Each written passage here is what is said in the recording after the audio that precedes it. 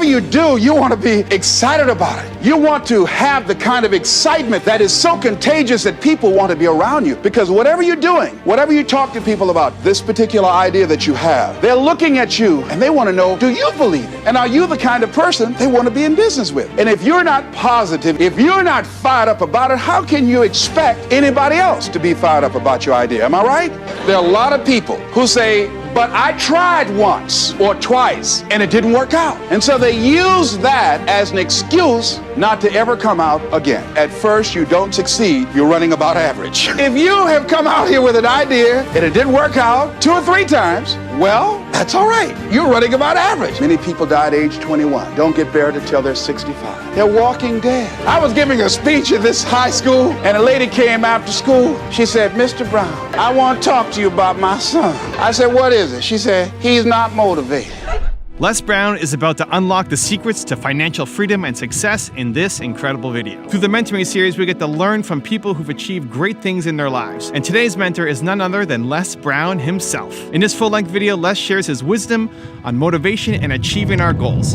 He reminds us that winners and losers exist, but there are people who simply haven't discovered how to win yet. They just need a little guidance, coaching, and support to tap into their unlimited potential and unlock the key to a better future. Les encourages us to think about our own goals and dreams, no matter how big or small they may seem. He reminds us that anything is possible if we believe in ourselves and maintain a level of integrity to keep pushing forward. We should operate out of our imagination, not our memory, and believe that we can achieve anything we set our minds to. Les gives us real-life examples of people who've broken barriers and achieved what was once thought impossible. He inspires us to know that if others can do it, so can we. If you're looking for a boost of motivation and inspiration to chase your dreams and unlock financial freedom, then this video is a must-watch. Get ready to be empowered and motivated by the amazing Les Brown. Enjoy. We go through life really blocking ourselves constantly. And fear is one of the greatest instruments that we could use to stifle our true potential. When you begin to look at your life, you can decide to use fear as a blocker, or you can decide to use it as building blocks. That you decide, hey, look here, I'm going to move in this direction. I'm not going to allow anything to stop me from doing what I want to do. See, when you begin to understand and acknowledge your fear, and you go forth anyhow, you go forth in a spirit and a knowing that there's a way that you can begin to handle this. There's a way out here somewhere. There's a solution. What it is that you're seeking, that you have the capacity to whatever comes up, to handle it, to face it. And rather than feeling powerless, you begin to feel powerful. See, when all of the major downsizings that are taking place around this country, there are a lot of people who are biting their fingers in fear that they might lose their jobs. But there are few people who have decided within themselves, I'm going to make it. Some people aren't waiting to be cut. Some people are moving on their own because they feel within themselves, I've got what it takes to make it. They're not afraid about tomorrow because of how they see themselves, because of what they feel that they deserve, because of what they feel that they can create for themselves. Because these people have decided, as they look at the future, as they look at themselves, there's a way. Where there's a will, there's a way for me to begin to create a way out of no way. And when you have that kind of consciousness, when you have that kind of spirit, nothing can stop you. Nothing. What would your life be like as you look toward the future if you decided, I'm not going to allow my fears to stop me? What would your life be like? What would your future be like if you decided to want that which you desire so strongly that it prepares you past your fears? That you experience the fear, as the one book says, feel the fear and do it anyway. What would your life be like? And I'm saying to you that all of us who have been entombed by fear have the capacity to resurrect ourselves. and to resurrect our dreams. All of us have a capacity to do that.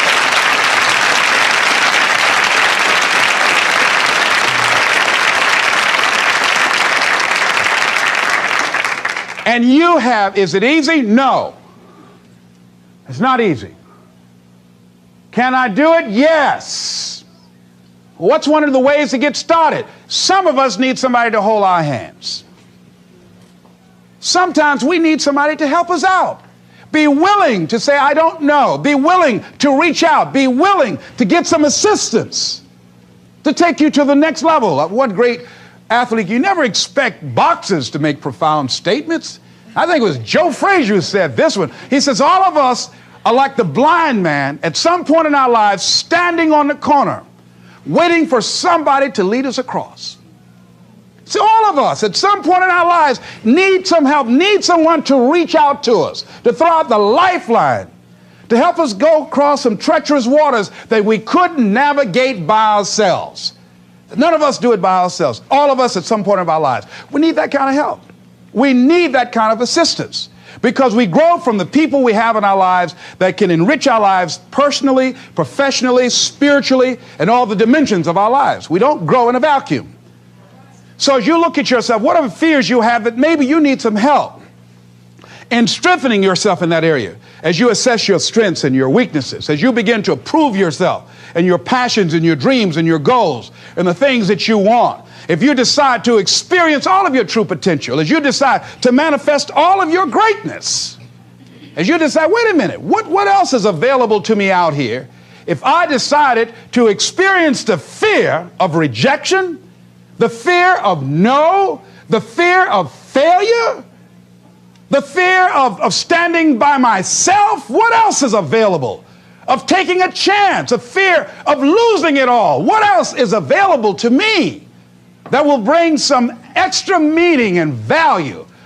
The fear of people not liking me. You know how many people do things they don't want to do because they want everybody to like them? Everybody's not going to like you.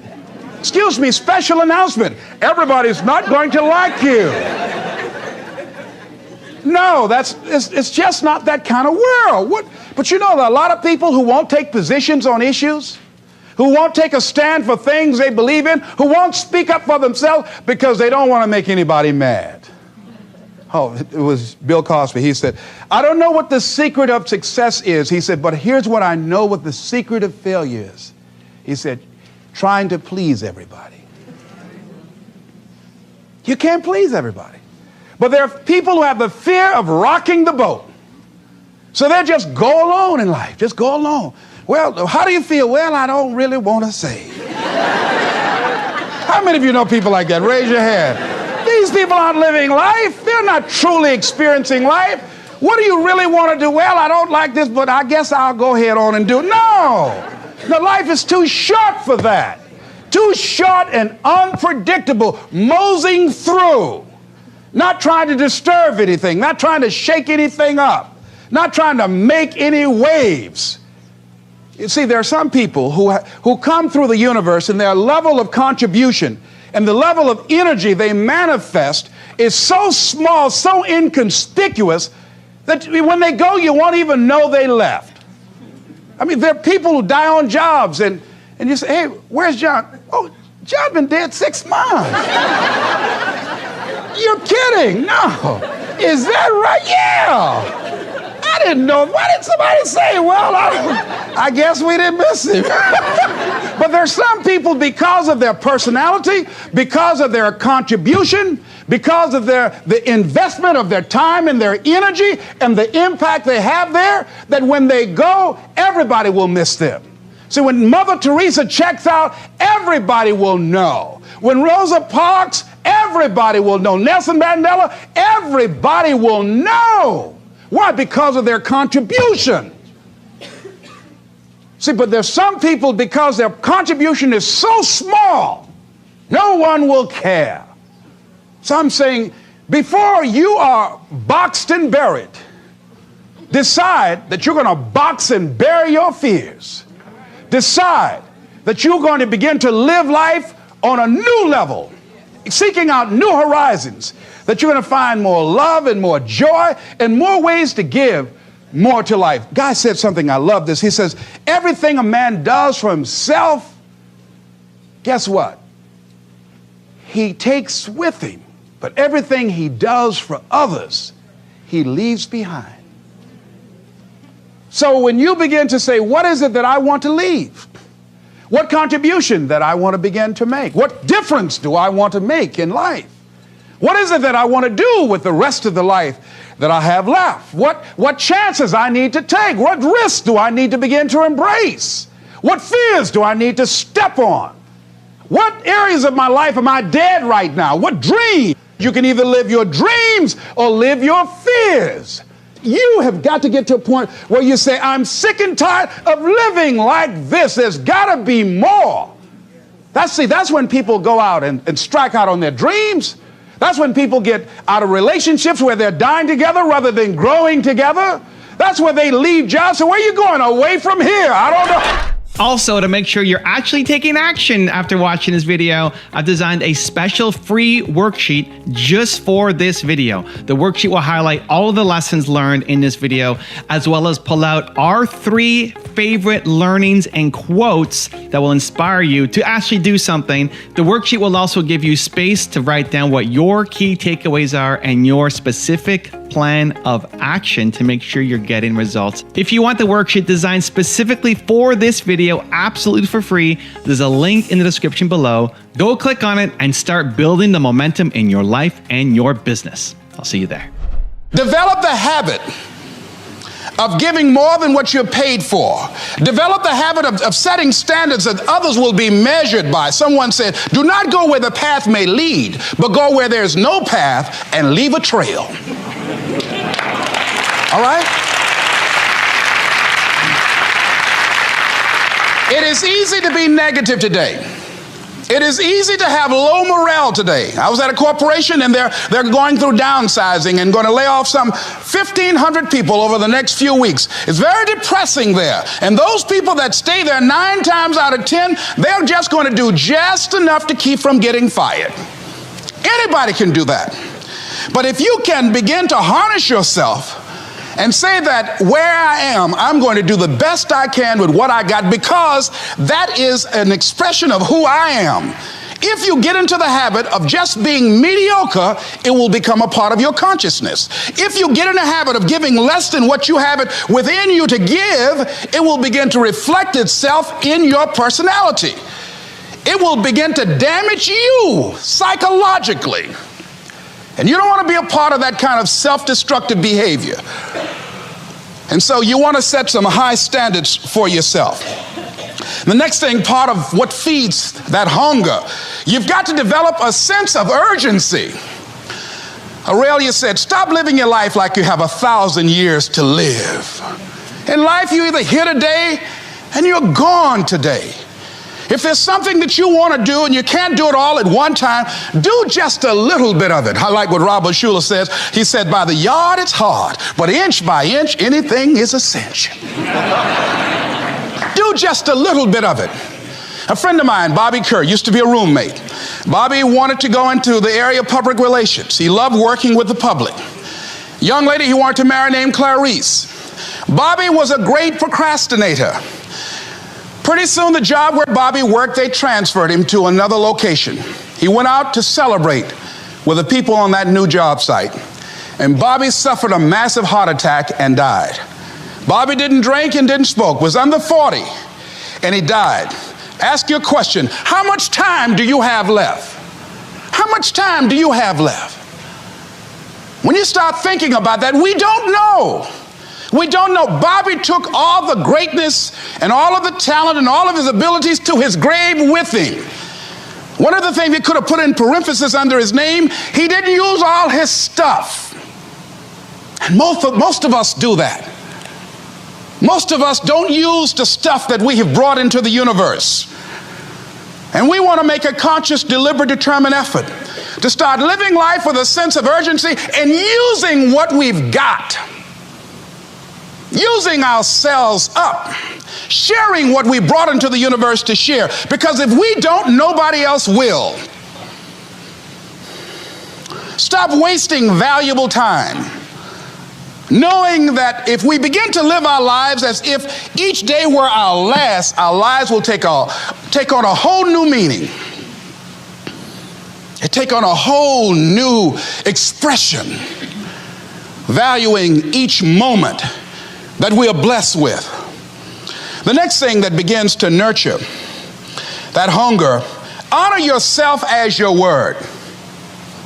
Don't give your word out lightly. When you throw your word out there and you don't honor it, it makes a statement about you. If you decide to maintain a sense of integrity with yourself, that if I speak it, I'm going to live it. It's who I am. And I'm going to be very cautious in how I give my word to others, and most of all with the commitments that I make to myself, because I want my life to reflect my words and honoring who I am and what I express. I want you to look at something right now. Think of some major goal you want, or maybe it's one you're already working on and you have experienced a lot of setbacks, a lot of defeats. You've experienced a lot of disappointment. Maybe you've already given up, and maybe you just need a little fire, a little encouragement to get back in the game again. Here's what I want you to look at. There are winners, and there are losers, and there are people who have not discovered how to win. And all they need is some coaching. All they need is some help and assistance, just a little support. All they need is some insight or a different strategy, a plan of action to make some adjustments that will open up the key to a whole new future for them, that will give them access to the unlimited power that they have within themselves. That's all that they need. So what I want you to do is think about something you want for you, that's real for you, that's important for you, that will give your life some special meaning and power. And I don't even want you to say, I can do that. I don't want you to assume that. See, 5 years ago when I started out in this area, I would not have been able to make the mental leap that I would be up to where I am right now. I don't want you to begin to just psych yourself out. No. I want you to be able to say something to yourself that will enable you to maintain a level of integrity with yourself. That when you say this, even when you face tremendous setbacks, it will be a benchmark to keep you in the game, to keep you moving forward and experimenting and readjusting your strategy and your plan of action, continuously looking for ways to win. So what is that something? When you got an idea you want to move on, you might not have the money, you might not have the education, you might not have the support or the resources you need. What is that something that can keep us going, that will enable us to act on our dream? What's one of those keys that will begin to help us to discover the secrets to our dream?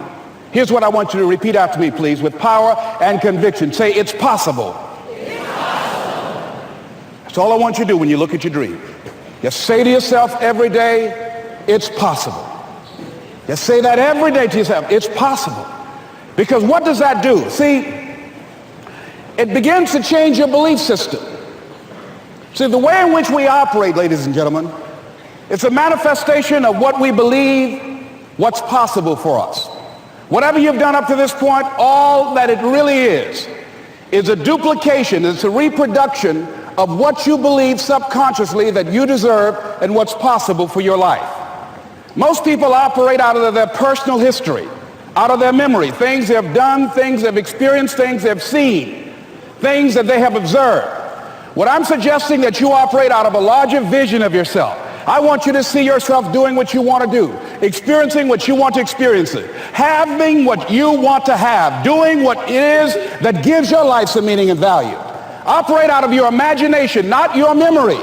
Because whatever you look at where you want to go, I'm wanting to warn you, you will have some conversation back here after you go through the data that you've experienced in life saying you can't do it. And so what you want to begin to do is ignore that inner conversation. Well, most people, ladies and gentlemen, when something happens to them, what they do is they begin to believe that that's the way it is. That's the way it's always been. And they can't see the possibility of it being any different. Example, before April 1954, the common belief, the universal belief, because it had been tried again and again and again and people had failed, the belief was that man was not physically capable of breaking the 4-minute barrier, that he could not run a mile in less than 4 minutes. That was the belief on the planet. It had never been done. But here's what happened, ladies and gentlemen. Roger Bannister came along, and he broke the 4-minute barrier. Now here's what's significant about that. Since that time, up to this day, over 20,000 people have done it, including high school kids. What changed? 20,000 people, what changed? Here's what happened when they got on the track. They knew it had been done. And because they knew it had been done, there was a new belief about this barrier, about this goal that was unreachable. And those 20,000 people got in a race believing, knowing in their heart that someone had done it, that it's possible that they could do it. And I'm saying that if you know anybody that had some goal, some dream, something they wanted to do, and they did it, then I'm saying that you know in your heart that if someone has done it, then you can do it. It's possible. And that if someone can make their dream become a reality, that it's possible that you can make your dream become reality. And so as you begin to look at where you want to go, beginning to embrace that, it's possible. I'm blessed and highly favored. I've got a lot going for me. I got some good stuff in me.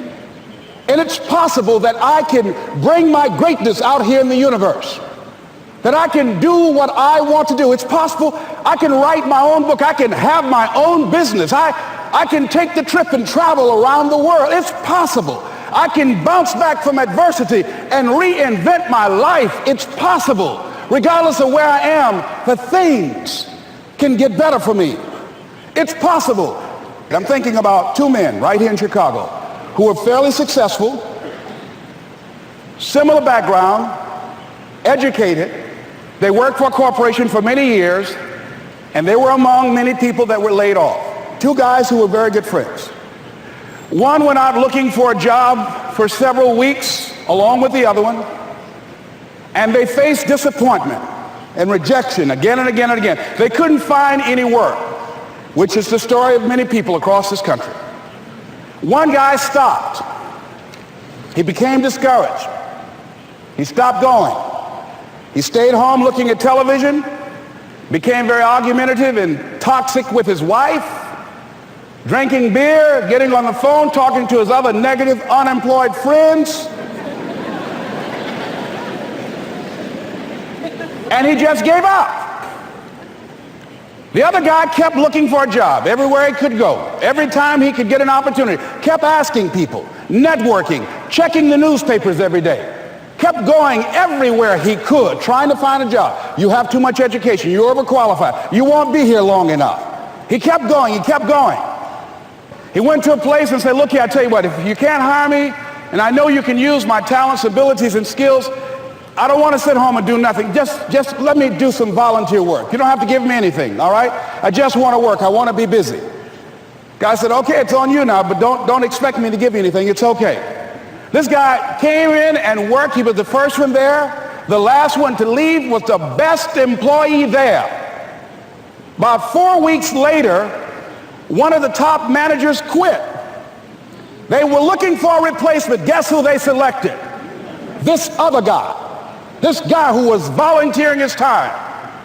He got the job. What was the difference between the two men? Eyesight and mindsight. Eyesight is judging on what you see, judging according to appearances.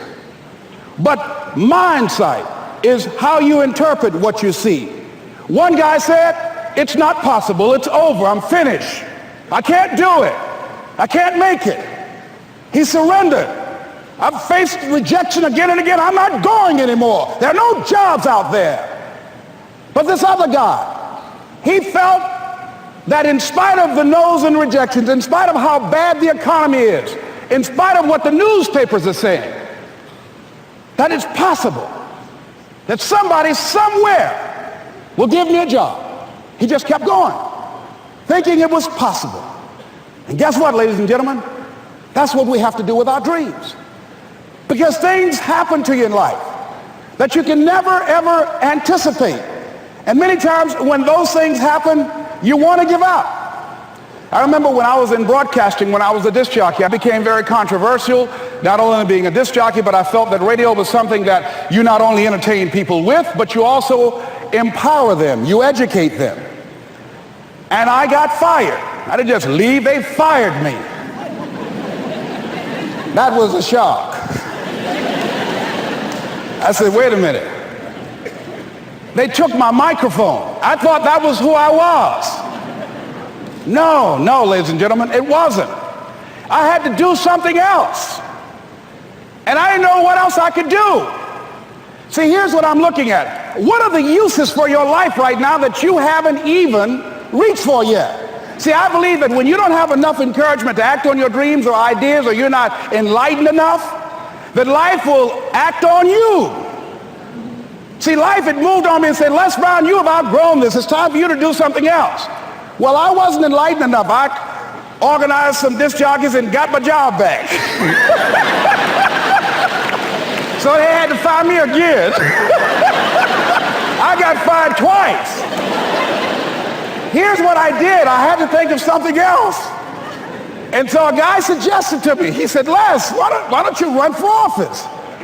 I said, man, I've never run for office. I've never known anything about how to operate in the political arena. I've heard encourage people to register to vote and get out to vote, but I don't know anything about politics. He said, well, neither do the people who run for office all the time.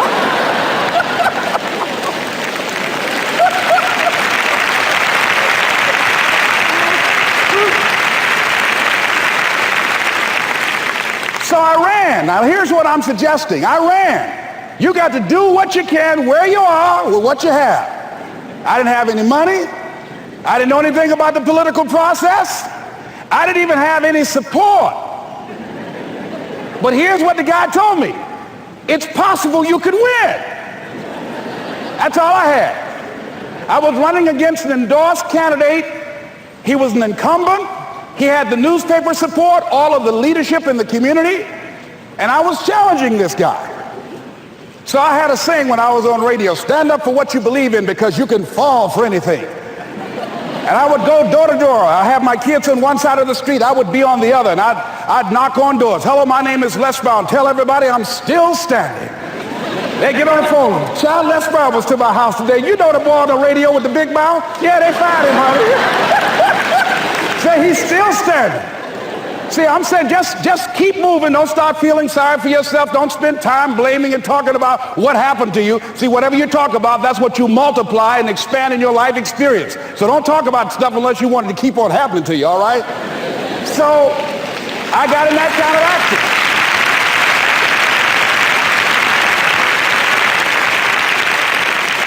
As I continue to do that, had my children with me, were going door to door, didn't have enough money. Eventually, we got close to the election and something happened that really surprised me. Guys who I thought were going to either support me or stay out of it, various powerful community leaders, they became involved in it and they endorsed my opponent. I felt devastated. Now that's going to happen to you when you're working on your dream. Things are going to happen that's going to catch you on the blind side. That was shocking to me. They didn't have to do that. All they had to do was just stay out of it. But here they go, come up in there messing with me. Now that's going to happen. There's some people who believe it's their personal business to stop you from living your dream, all right?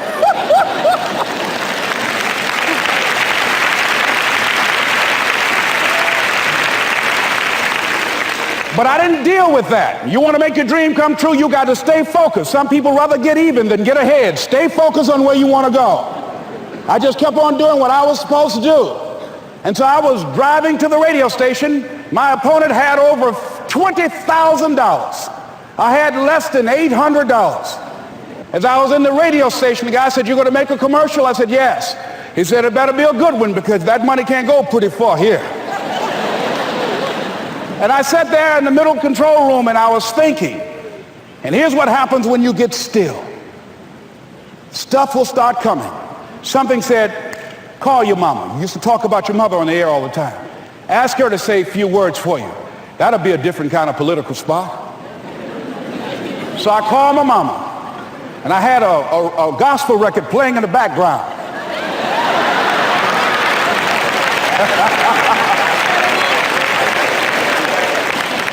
And then I had my mother say, hello, this is Mrs. Mamie Brown.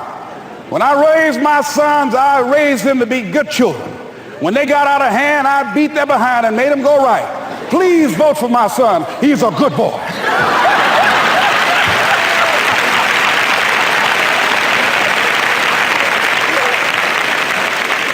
Usually in the state representative race, maybe 3,000 or 4,000 people will come out to vote in a primary. In that primary race, over 27,000 people came out and voted and said, I'm voting for Les Brown because his mama said he's a good boy. I won, ladies and gentlemen. I won.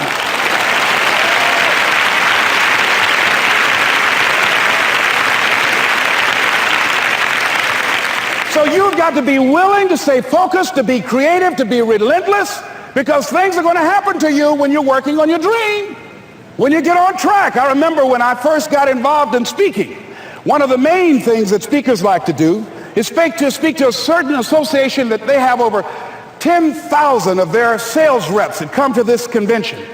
And I was relentless. I kept saying, it's possible.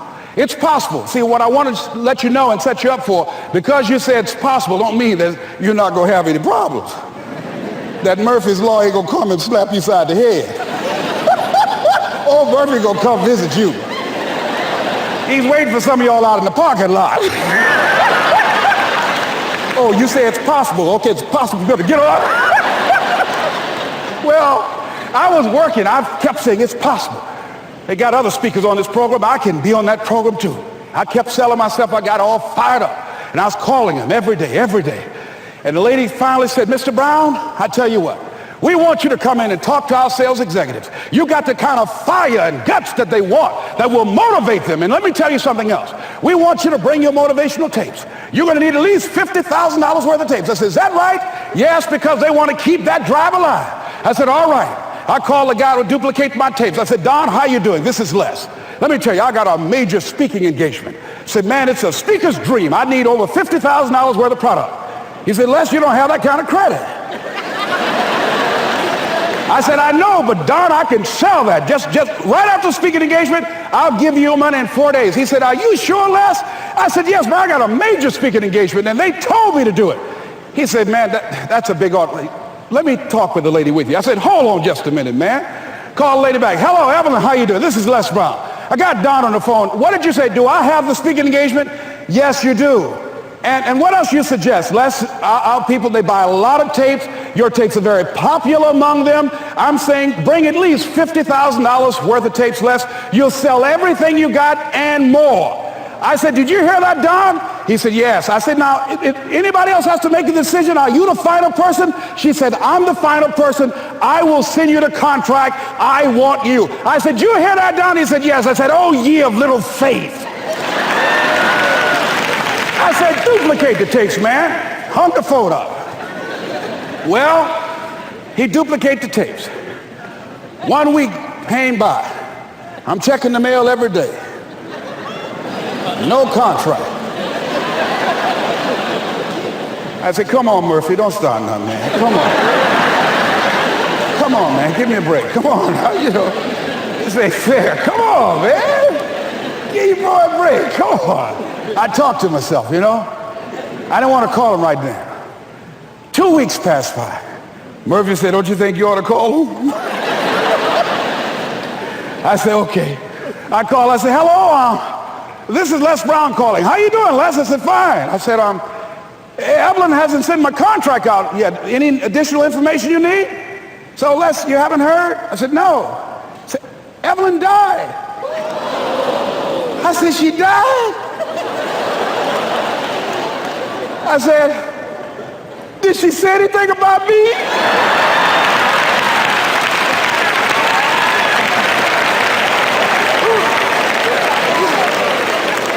When I got home, I was so wiped out. And Murphy was in the house waiting on me. Murphy said, "Is it possible you want to listen to some of your tapes?"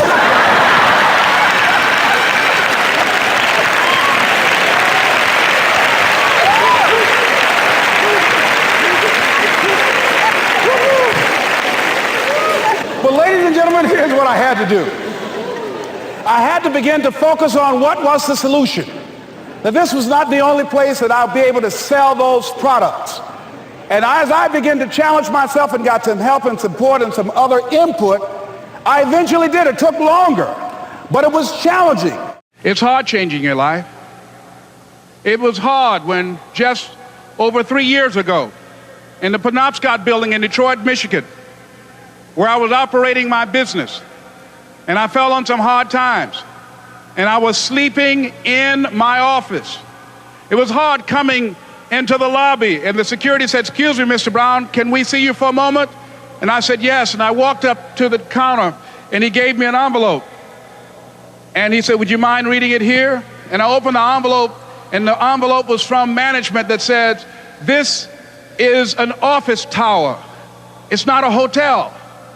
Please do not sleep in your office."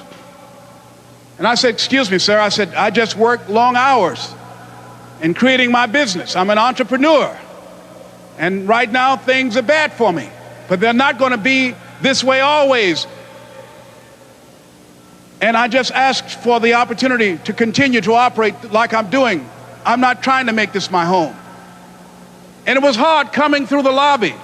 And sometimes they would laugh. There's a guy talking about becoming successful. And look at him. He's bathing in the bathroom upstairs on the 21st floor. He sleeps on the floor. Him and 2 other dreamers up there. Look at him. It was hard, ladies and gentlemen, coming to speak to people. And I was facing financial difficulties in my own life. I was behind on my bills and my dreams, and I'm saying to them, you can live your dream. It was hard, ladies and gentlemen. It was very difficult to pick myself up each day believing that I could do it. There were times that I doubted myself. I said, "God, why is this happening to me? I'm just trying to take care of my children and my mother. I'm not trying to steal or rob from anybody. Why did this have to happen to me?" It was very hard. And here's what I want to say to you. For those of you that have experienced some hardships, don't give up on your dream. No one could have convinced me by holding on, by continuing to push forward, by continuing to run toward my dream, that one day I would have my own talk show. It's a long shot, ladies and gentlemen, from Liberty City, an abandoned building on a floor, never knowing my mother or father. It's a long shot. Being here with you today in this dome in Atlanta, it's a long shot. No college training, labeled educable, mentally retarded, but I kept running toward my dream.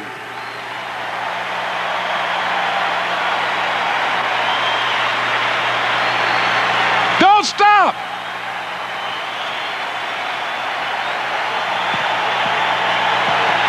Don't stop.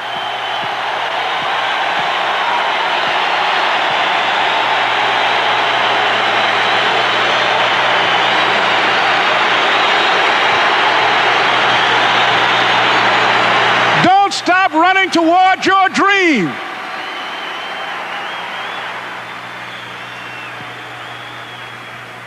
It's very important as you hold on to that dream. There are moments when you're going to doubt yourself. There are rough times that are going to come, but they have not come to stay. They have come to pass. It's very important for you to know that. Don't say, "I'm having a bad day." Say, "I'm having a character building day."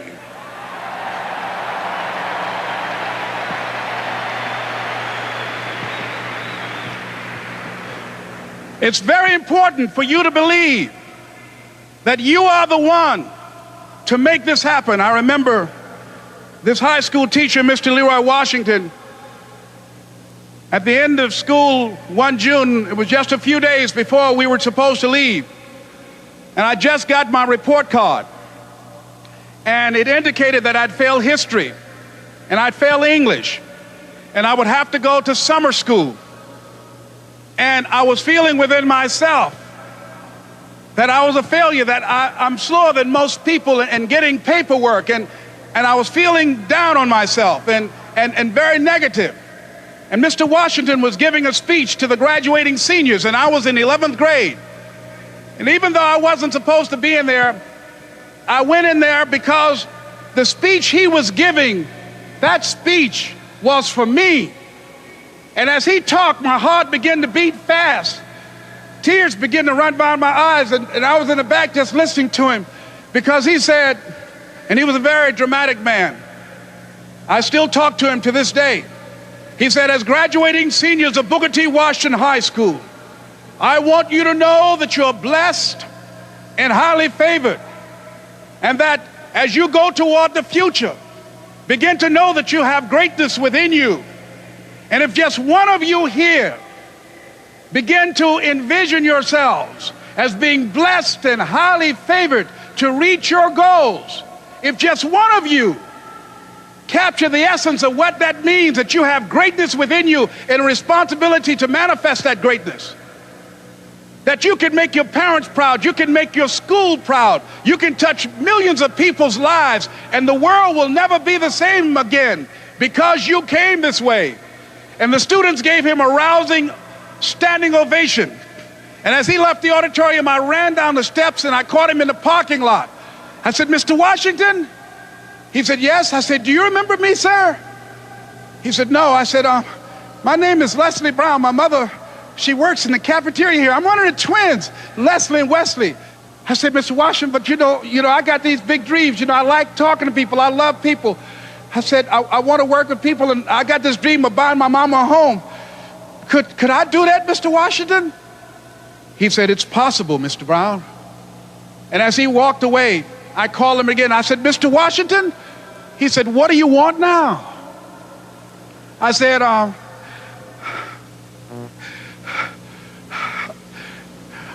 I'm the one, sir. I said, I'm the one. You remember me, sir. I'm Miss Mamie Brown's boy. I'm the one. I'm the one.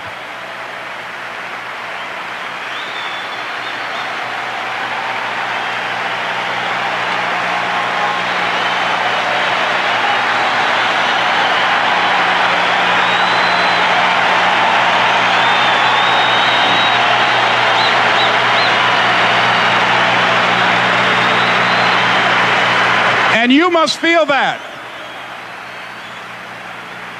why you're here, because you are the one. And I remember when PBS first played one of my specials called You Deserve, one Sunday afternoon in Miami, Florida. I had some friends call him to tell him to tune in. And he watched the program. He called me in Detroit, and I answered the phone. I said, hello. He said, may I speak to Les Brown, please? I said, who's calling? He said, you know who this is. I said, oh, Mr. Washington, it's you. He said, you were the one, weren't you? I said, yes, sir. He said, and you were so crazy. I said, I know, but I'm rich now.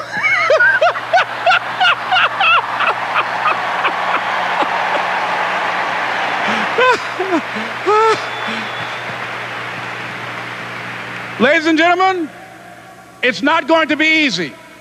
It was hard laying on the floor of the Penobscot building, looking out of the window, daydreaming, saying, Les, can you do this? Can you make this happen?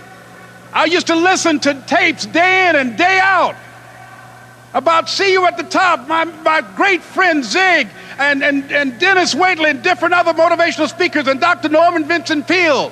And Dexter saying, don't let nobody steal your dream. I used to ask myself, can I do this? And something said within me, you're the one. You're the one. And let me tell you something, ladies and gentlemen. While you're here, and before you go back home to your respective cities and communities, write down at least 5 reasons on why you deserve your dream, on why you won't give up, what's going to make you unstoppable, why you must be unreasonable, because logical, practical thinking says you can't do it today. But if you want to produce unreasonable results in your life, like living your dream and taking charge of your destiny, you've got to be an unreasonable person. You've got to be an uncommon person. So write down the reasons of why you're here. My first major goal was to buy my mother a home. And let me tell you something, ladies and gentlemen, what will reasons do, Les? Nietzsche said, if you know the why for doing, you can endure almost anyhow. What do you mean by that? If you know why you're doing something, when the hard times come, and they're going to come, when the disappointments and the rejections come, and they're going to come by the truckloads, your reasons will be your rod and staff to comfort you, to pick you up. Once again, I got a saying on one of my tapes: if life knocks you down, try and land on your back, because if you can look up, you can get up. Let your reasons get you back up.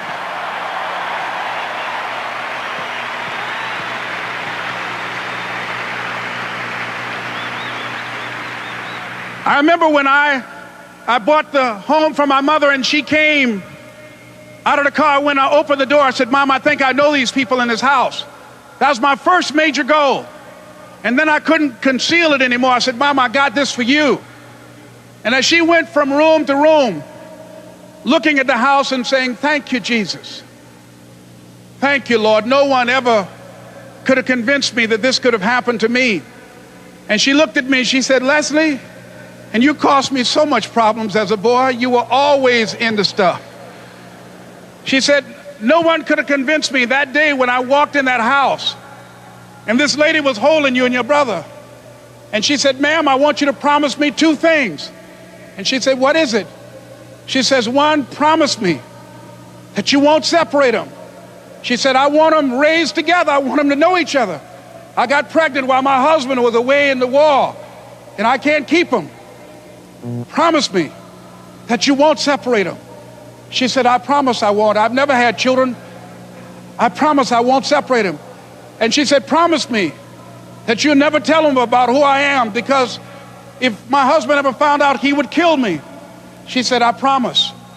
And she said that she gave them to us, and she kind of cried, and she was walking out the door, and she looked at my adopted mother. She said, remember, don't you separate them. She said, I swear to God, I won't separate them. I'll keep them together. And she said, as I held y'all in my arms, I never had any children of my own. I didn't know how I was going to do it, but I knew with the help of God, I will do it. And ladies and gentlemen, my mother had a dream of having children and raising us. She didn't know how she was going to do it. You're going to be just like that. And some of you are already there. Well, you don't know how you're going to make this happen, but you just feel within yourself some way, somehow, with the help of God, I'm going to make it happen. Repeat after me, please. No matter how bad it is, or how bad it gets, I'm going to make it. I'm going to make it. Shake somebody's hand on your right and left and say, you got the right stuff.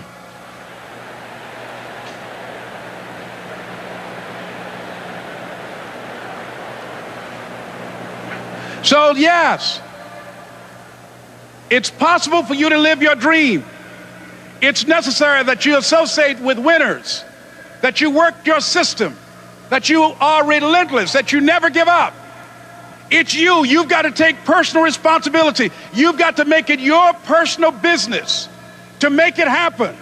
And you've got to resolve within yourself that I can do this, that it's hard, but you've got to say, I'm the one. I'm the one to make this happen. I'm the one to become successful in this business. As you work to help other people to become successful, that feeds your success. But you know it's going to be hard, but find out what will make it worth it for you. Most people are not accumulating wealth. Most people are living in poverty. Most people are living far below their potential, not because they don't have the capacity, not because they have not been given authority and dominion over everything on the face of the earth, but most people are living like they're living because of the fact that they don't believe they can have any more than what they now have. In the book called Miseducation of the Negro, Dr. Carter G. Woodson said, if you can determine what a man shall think, you'll never have to concern yourself with what he will do. If you can make a man feel inferior, you never have to compel him to seek an inferior status, for he will seek it himself.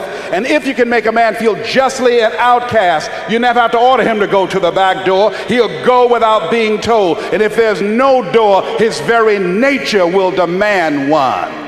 That's why Scripture reminds us, be ye not conformed to this world, but be ye transformed by the renewing of your mind. So every day you have to sell yourself and get out of your mind those old thoughts, that old belief system. Every day you've got to sell yourself on that it's possible. That you got to put a new mind in you. You got to get out of your mind. You got to begin to restructure your thinking. Every day you've got to begin to recondition your mind. See, many of us go through life making choices, thinking it's our choices, and it's not. What do you mean by that? I'm reminded of the great anthropologist Margaret Mead. She was in a restaurant in Europe, and a waiter saw her and said, "Oh, how are you? I'm so glad to see you." He said, "There are several other Americans here tonight." And she said, "Is that right?" He said, "Yes." She said, "When you serve them dessert, let me know and I'll tell you exactly how many are here." He said, "That's not possible." She said, "Let me know after you serve dessert." When he served dessert, he came back and he told her. She got up, she walked around, and she looked and she observed, and she said, "You have exactly 65 Americans here." He checked the guest list and he was amazed. He said, "How did you know that?" She said, "Because in Europe, when you eat a slice of pie or cake, you eat it from the back toward the tip. In America, when we eat a slice of pie or cake, we eat it from the tip toward the back." How many of you, when you eat a slice of pie or cake, you eat it from the tip toward the back? Raise your hands, please. Good. Now, what else is in your mind? What else are you doing unconsciously that you don't even know? I'm going to say something and I want you to answer it after it. I want you to end it for me. Winston tastes good like what? How many of you don't even smoke Winston but know it? Raise your hands, please. Now, that commercial been off the air for 30 years. 30 years. See, let me share something with you. The easiest thing I've ever done was to earn $1 million. The most difficult thing I've ever done was to believe it could happen to me. That was the most difficult part, to believe that given my circumstances, if my birth parents came down this aisle right now, I would not know either one if my daddy came up here or my mother came up here. Given the fact that I was born in an abandoned building on a floor, being labeled educable, mentally retarded, not having any college training, I used to feel all my life that people who had college degrees were more intelligent than me. I remember going to see the late Dr. Norman Vincent Peale, the author of the book, The Power of Positive Thinking. And I used to look at him up on stage and I said, I could do that. I would love to talk to people. I love to talk to people. And I said, I could do that. But then when I started going back to my car, my mental conditioning activated itself. And it said, Les Brown, you can't do that. You don't have a college education.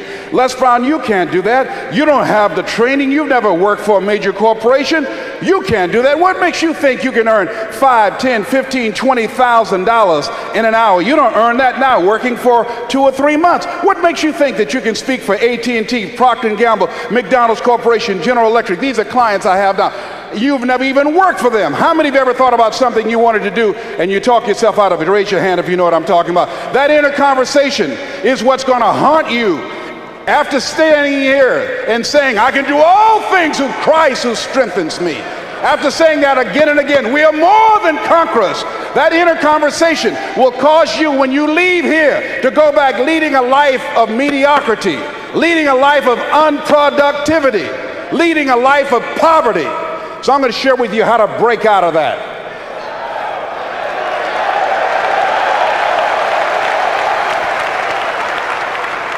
I want to share with you how to reach your goals. I think the Bible is the greatest motivational book ever been written. Now I want you to repeat after me, please. We got to recondition our minds first. Let us say together, good things are supposed to happen to me. Yeah, write that down. I want you to say that to yourself every day. See, we live in a world where we believe that bad things are supposed to happen to us. I remember at a point in my life, Bishop, when things are going good for me, and I said, this is too good to be true. Something is bound to happen. Guess what? It did. Thou shalt decree a thing that shall be established unto you and shall accomplish that whereunto it has been sent. Watch your words. Watch what you say about yourself, about your affairs. Be conscious of that on a daily basis. Why? Because your words are powerful. In the beginning was the Word. Life and death is in the tongue. Watch what you say. Never say I'm broke. Say I'm overcoming a cash flow problem.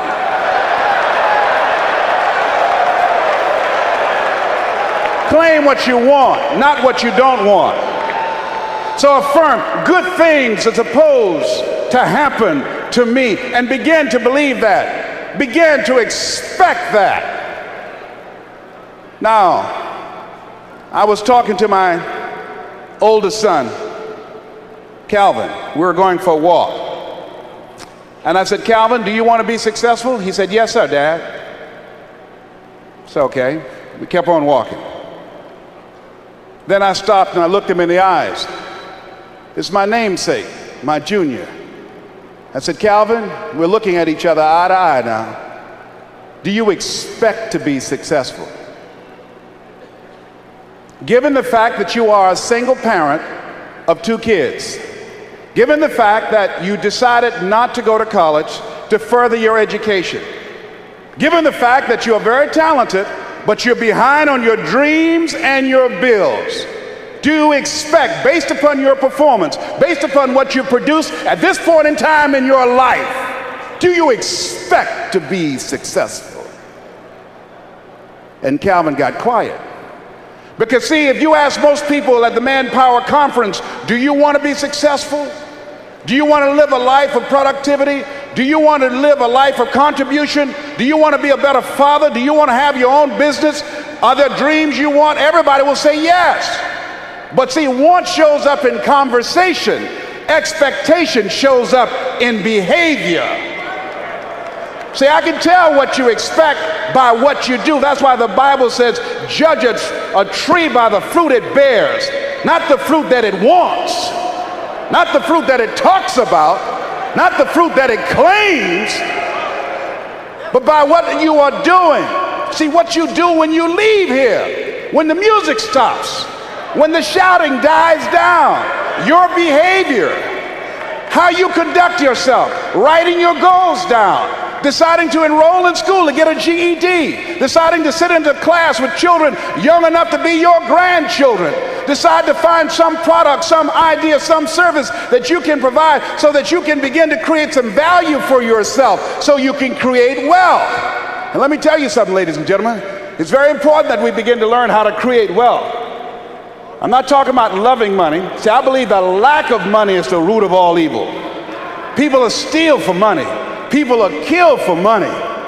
People go to jail for money. Every time the unemployment goes up, in those areas where the unemployment is high, that's where you have the highest incidence of crime and violence.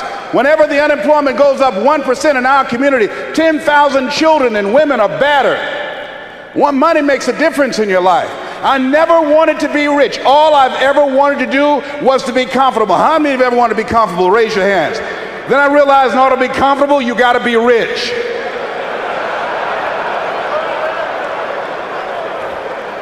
An old friend of mine, Zig Ziglar, said, people say money won't make you happy, but everybody want to find out for themselves. Rita Davenport said money ain't important, but it's right up there with oxygen. And let me tell you something, fellas, even if you're as homeless as I am, if you got some money, women will find something cute on you.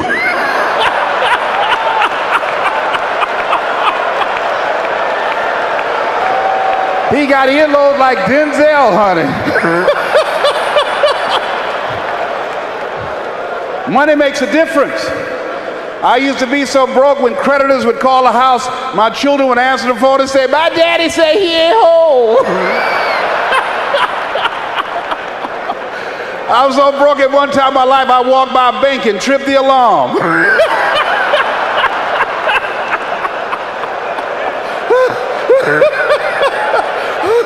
I tell you, poverty sucks. You hear me? Repeat after me, please. I'll never be broke again. Yes, write that down. I affirm that I'll never be broke again. Never.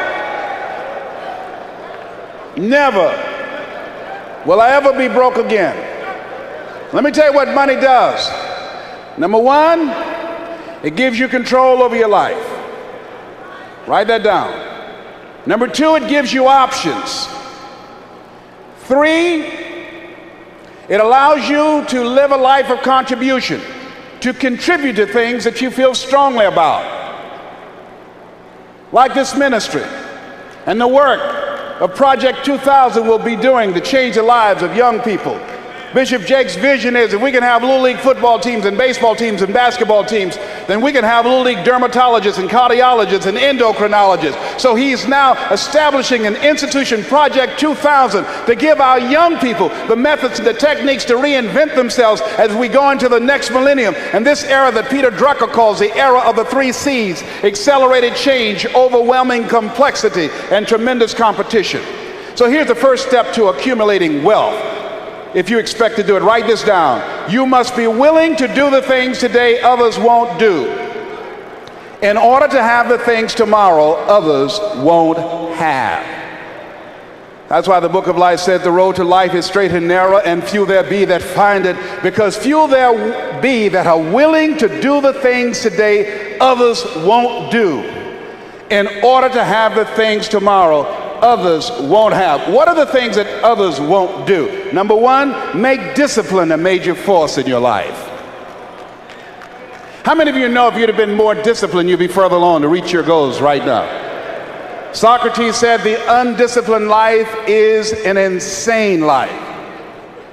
The road to life is straight and narrow because few there be that are willing to discipline themselves. Here's something else that most people won't do. Make it okay to fail. A lot of people, 85% of people, allow their fear of failure to outweigh their desire to succeed. Repeat after me, please. Anything that's worth doing is worth doing badly. Yeah, see, anything that's worth doing is worth doing right, as we have been taught, if you know how to do it.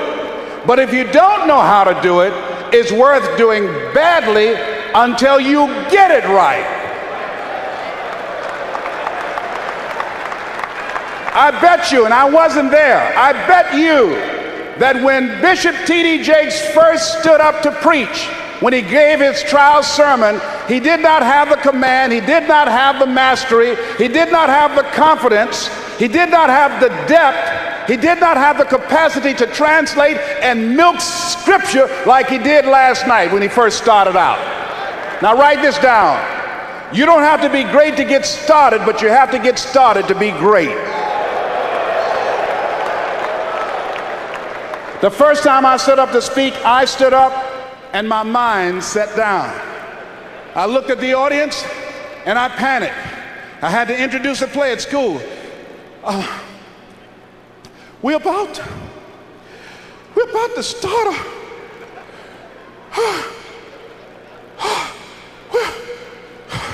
ran off, Mr. Washington. Mr. Brown, where are you going? Mr. Washington, I can't think, sir.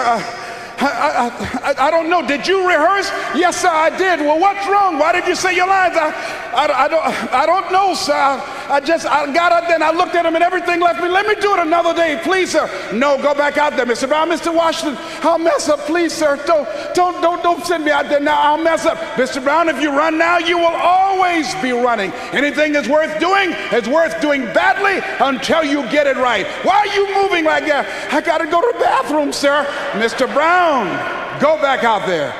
Yes, sir.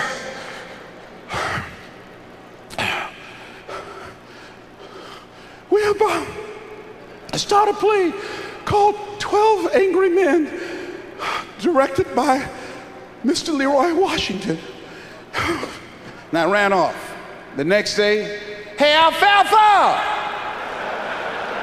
Hey, Les Brown, how are you? They dogged me out. They talked about me so bad. The next time another event came up, Mr. Washington said, Mr. Brown, you're up. I said, no, Mr. Washington. Everybody says, no, not him. I said, they're right, Mr. Washington, not me. He said, Mr. Brown, you are up. Yes, sir. And I went out, and pretty soon, when people laughed at me, it didn't bother me. They would throw paper, and I could catch it without losing my concentration.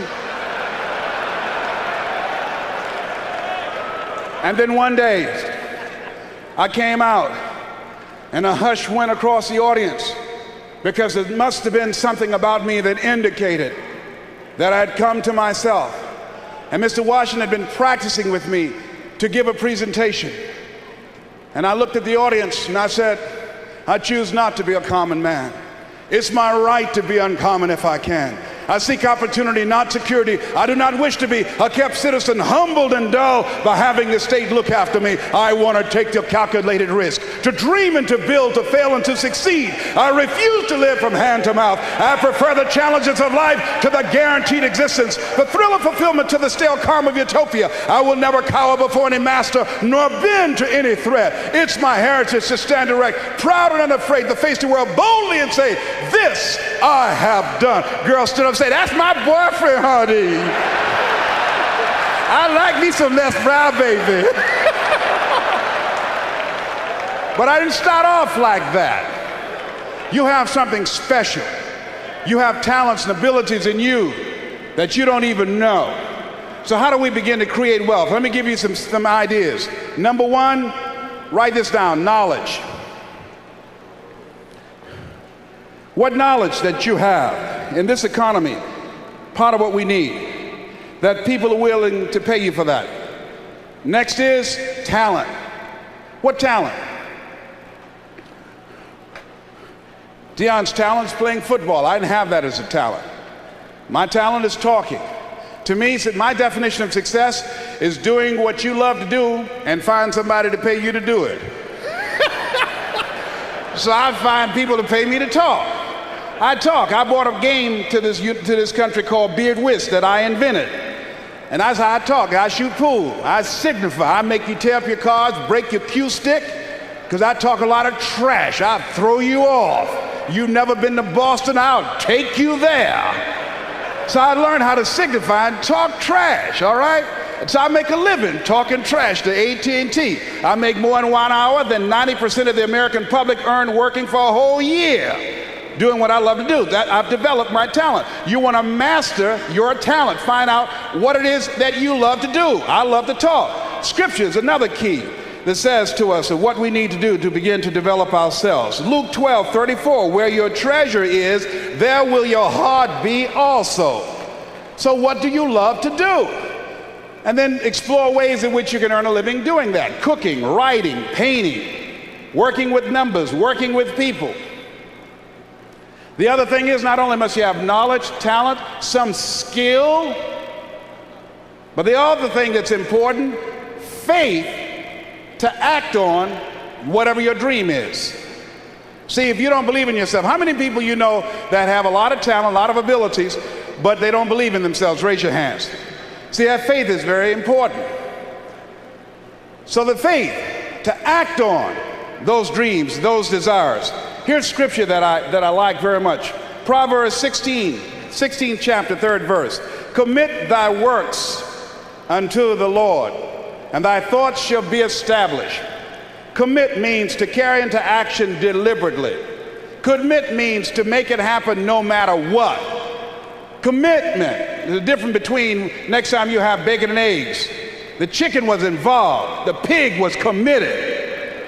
He had to give it all up. That's going to take a minute to sink in tonight, all right? See, when you make the commitment, I'm going to become wealthy, when you make it important, when you decide I'm going to do it no matter what, life changes for you. See, most people don't keep their commitments to their commitments. That's why they lead lives of poverty, lives of misery, lives of unhappiness. Socrates said the uncommitted life isn't worth living. So part of what you must do, whatever commitment, whatever covenant you make with God while you're here, to go back to be a better father, to go back to make a difference in the community, to go back to change your life, to decide not to ever to use drugs or alcohol again, to decide that you're going to begin to recreate yourself, that you're going to be reborn to a new state of consciousness. Whatever commitment that you make, keep your commitment to your commitment. No matter what. If it's hard, then do it hard. But keep your commitment to your commitment.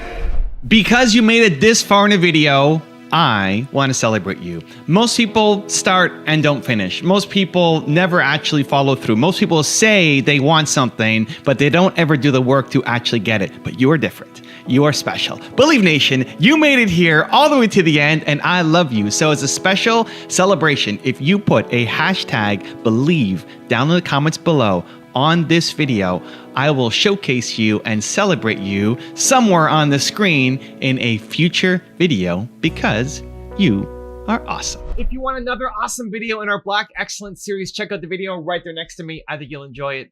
Continue to believe, and I'll see you there.